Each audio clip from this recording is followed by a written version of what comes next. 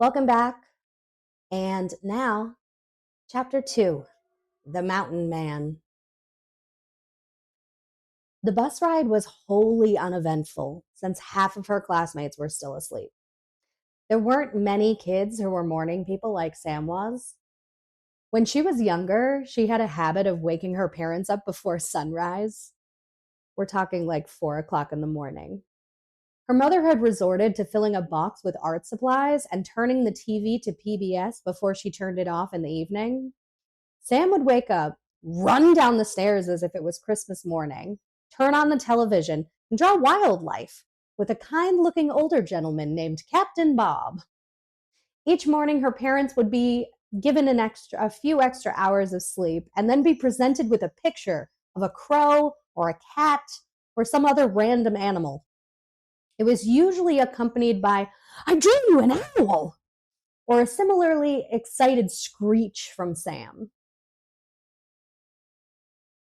Sam was sitting next to her best friend Phoebe, who had slid into the window seat so she could rest her head in the corner. Her dad, in true cool dad fashion, had sat in the back of the bus with all the rowdy boys from Sam's class. They were all joking and seemed to be having a grand old time.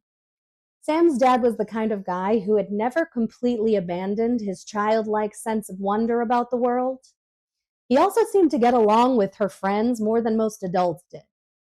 He still loved comic books and cartoons and playing tag with his daughters on the playground. It was one of those things that she always loved most about her dad. He was like a big kid, and she could always rely on him having fun. Eventually, they made it to the campgrounds and saw the other buses, and Sam's heart jumped into her throat. She was so excited to be able to meet kids from other schools. Her town wasn't huge, but it seemed like the lines drawn by the elementary schools kept those specific neighborhoods separated for some reason. Her town was also expansive, since it had been a farm town since the start. So to get from one side to the other would take about half an hour by car or a few hours walking. So most of the kids stuck to their elementary schools, and this was the first time they would be mixed together before they were all dumped into the one junior high school in town. But this was her opportunity to make a good impression and hopefully reinvent herself into the cool Sam that she hoped she could be for the next 2 years. Sam gently shook Phoebe's shoulder and whispered enthusiastically, "We're here." She looked back and her dad was looking at her, so she smiled broadly and gave him 2 big thumbs up. He smiled back and returned the gesture. They looked like 2 goofy kids excited about their latest adventures. The boys in the back were already begging her dad to sit with them at lunch. Sam's smile faltered, only for a moment. She didn't know how she was going to find cool Sam when her dad was here soaking up all the cool. It was as if he was made of terry cloth and coolness was dumped on him like a bucket of water. She could never figure out how her dad was as cool as he was. He was, for all intents and purposes, a nerd, a geek. He loved science fiction, comic books, horror novels, and more than anything, he loved his wife. These were not necessarily the tenets of the quintessential cool guy, but somehow, anytime he came to a school function, he was automatically deemed the coolest by all of her classmates. It was baffling and would have been infuriating if Sam hadn't agreed pretty wholeheartedly. She would have to try to figure out what exactly it was and try her best to mimic that. Sam was more like her mother, more of a serious, high-achieving, type A perfectionist type. As she was contemplating all of this, the front of the bus had cleared out and she blinked, shaking the thoughts from her head, grabbing her bag and walking off the bus. There were a bunch of kids she had never seen disembarking the various yellow buses, blinking in the bright sunlight of the morning. Sam climbed down the stairs and jumped into the dusty parking lot with Phoebe right behind her, walking sleepily down the stairs. "Yay," she heard Phoebe mumble behind her. "Camping." as she walked further into the parking lot with her giant backpack. Sam rolled her eyes at Phoebe's small dose of morning pessimism, and smiled brightly as she turned to her and said, "Come on, Phoebe, cheer up. This weekend is going to be awesome." Phoebe gave a half-hearted smile back to her as they followed a group of students who had started moving towards a large cabin on the other end of the parking lot. Sam could just make out two figures on the steps who were looking at the growing group surrounding them on the steps. The trail of students began to thin until it looked like everyone was here in a massive semicircle around the cabin. "Good morning, campers," a woman on the steps said brightly. She was an older woman with white hair, the kind that had clearly been a very pale blonde in her youth. She had a kind smile, and her face had clearly been touched by the sun for many seasons at this camp. "I hope you're ready to learn some things about the natural world around you, and hopefully a little about yourselves." She paused for dramatic effect. "She sounds like an infomercial," Phoebe said, and Sam chortled so loudly that she had to hide it in a fake cough. "Sorry, swallowed a bug," Sam said.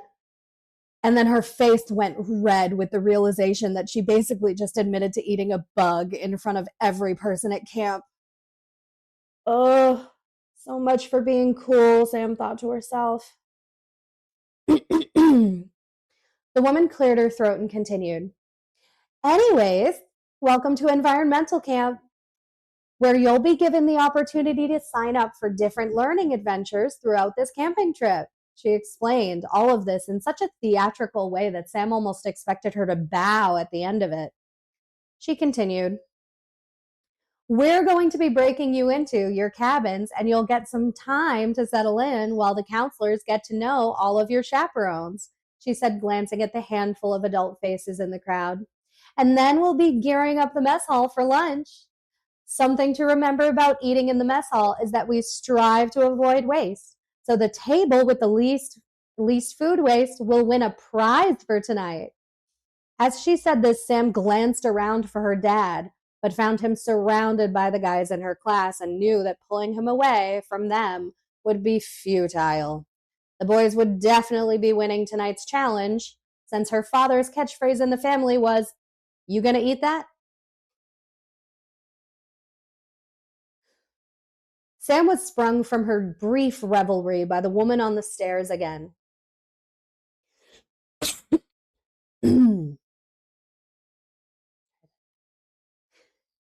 Sam was sprung from her brief revelry by the woman on the stairs again. "Now, if I could have all the boys to the left and all the girls to the right," and she felt the crowd around her start to ebb and flow towards their designated spots. As she watched kids moving to either side, she saw her friend Nick moving towards the right of the stairs. She caught his eye and waved. He returned it with a goofy smile spread across his face. She and Nick had become friends through the comic book store she grew up in, and she was relieved to see him. He had always been one of her favorite people on the planet, and somehow just his presence was like a calming salve. While Sam had been focused on somehow convincing people that she was cool, Nick was so unapologetically himself that he had somehow surpassed cool. It had seemed so effortless, but she couldn't figure out how Nick and her father had done it over the years. She had been labeled a dork and a geek and a nerd her whole life, and she couldn't quite put a finger on why they were labeled so differently than she was. "All right, campers, so the girls and their chaperones are going to follow me to their cabins," she said before looking at the women and girls in the crowd. "Oh, I forgot to mention, my name is Amy. Nice to meet you." And she tilted her head a bit and waved. "Boys, you're going to follow." She paused and looked at the porch behind her, which was empty. "Gary!" she shouted into the empty doorway, and a man walked out. Sam was expecting an older man that matched her, but there was Gary. He was taller than her dad, but looked like he had spent every summer building cabins with his bare hands. His hair was sun-touched light brown, and he had the beginnings of a beard, almost like he couldn't be bothered to shave this morning. He looked like the cliche of a mountain man in jeans and a plaid shirt that had been cuffed and rolled up his very toned forearms. Sam felt a flutter in her stomach at the sight of him and exhaled so hard that it almost came out as a whistle. Sam looked around her and saw the collective inhale of every teenage girl in the group as wide eyes followed his every move. He opened his mouth to speak, and she swore she could hear a gasp in the crowd and was worried one of the girls might just faint. "Hey, everyone," he said with a toothy grin that made the butterflies in Sam's stomach turn into Mothra. "So, fellas, you're going to follow me," he said to the boys of the group while making his way down the stairs towards the group of waiting boys. Did Phoebe paused to breathe. "Did you see that guy?" Sam laughed at the expression on her face and just nodded her head as she laughed. She had a ton of crushes growing up. She was the kind of girl who just loved love. But Gary was something else. There was a fascination she had not felt before, and the butterflies she was used to feeling when she had a crush appeared to be on fire. Phoebe was giggling, and Sam realized that her face was still slightly contorted into shock, and she shook her head as if to shake the face right off of her. She saw Gary talking to the guys and then waved his arm to beckon them all towards the place off, towards some place off in the wild green yonder. Her dad looked back at her and quickly ran over to check in. "All right, Pumpkin, are you sure you're going to be okay on your own at the girls' cabin?" he asked, hand on her shoulder. She wasn't sure if he was trying to reassure her or himself. She had gone to sleepovers and such, but this was the first time she would be in the middle of the woods with a certain amount of freedom that clearly made her dad uncomfortable. He wasn't used to being the one completely in charge, and she knew he would have been more comfortable if her mom was there. But her mom had outright refused to go camping and decided it would be a great bonding experience for them. "Dad, I'll be fine, I promise. I have Sophie," she said and pointed backwards with her thumb, and her dad waved with a smile at Sophie, who was still giggling and a little starry-eyed. "All right. Well, I'll show you where my cabin is when I find it, just in case anything happens or you need me, okay?" "Yeah, Dad, sure. Okay," she was saying while glancing past him as Gary walked away into the woods, the boys and the chaperones trailing behind him like little ducklings. Her dad nodded, but his face clearly saw how distracted she was. He kissed the top of her head, whispered a quick, "See ya," and walked quickly back over to join the retreating crowd of boys. Sam turned back to Phoebe and laughed because she still looked like she'd been dunked in freezing water. An author's note. So, the only author's note I have for chapter 2 is again, I based parts of Sam on myself when I was that age. And the part that is based on me is definitely the boy crazy one. I was incredibly boy crazy when I was a child and a teenager and throughout my 20s. It was weird. Um, I was definitely a hopeless romantic type. Uh, Nowadays, not so much. I don't know. I've lived alone for many, many years in Morocco, so at this point, I'm just kind of like, I'm over it. Um, but I was definitely incredibly boy crazy. One of my, I'm gonna say it's my favorite joke because it was really funny. Because I was sitting with my family at one point, and we were talking about, when we were younger and blah blah blah. And I had said I wasn't boy crazy. And my dad just said, "I still remember the first words when you were born. You came out and said, 'So, you're a doctor.'" I was like, "Dad, come on, man." But I definitely had, and it like had a reputation for being that person when I was a kid. Because like every cute boy, I was like, immediately. It was rough because I was not cool and I was very shy. Like shy to the point that like I had trouble talking to anyone, let alone boys. So it was a weird time in my life. We're just gonna put it that way. It was a weird time. For anyone who knew me at that time in my life, please do not add comments. That's all I ask.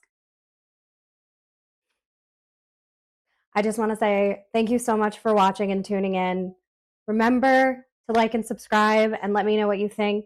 I am listening. I do pay attention. I am definitely checking this way too much. Remember, you can read all of the chapters on Wattpad. The link should be in my bio, and if not, I will link it below each of the videos. Remember to tune in for chapter 3, The Bog, which is a fun one. And thank you again. Remember, keep spreading sunshine, my little chickadees, and have a great week. Bye.